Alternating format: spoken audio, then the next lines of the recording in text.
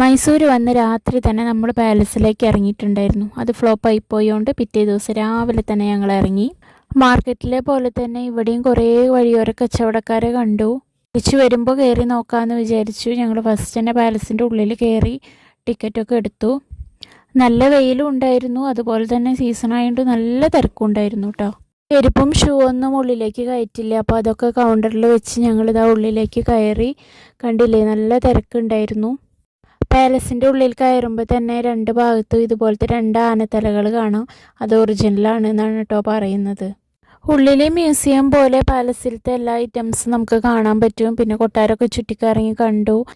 പിന്നെ ഇതാ പുറത്തിറങ്ങുമ്പോൾ നമുക്ക് ദസറ പരിപാടിയുടെ ആനയുടെ നെറ്റിപ്പട്ടം ഐറ്റംസൊക്കെ നമുക്ക് കാണാൻ പറ്റും. അതിൻ്റെ ബുക്കും അവിടെ വിൽപ്പനയ്ക്ക് വെച്ചിട്ടുണ്ട്. പുറത്തിറങ്ങി നമ്മൾ ചെരുപ്പൊക്കെ എടുത്ത് അവിടെ കുടിവെള്ളം ഉണ്ടായിരുന്നു, അപ്പോൾ അതൊക്കെ ബോട്ടിൽ നിറച്ച് നമ്മൾ നടന്നു.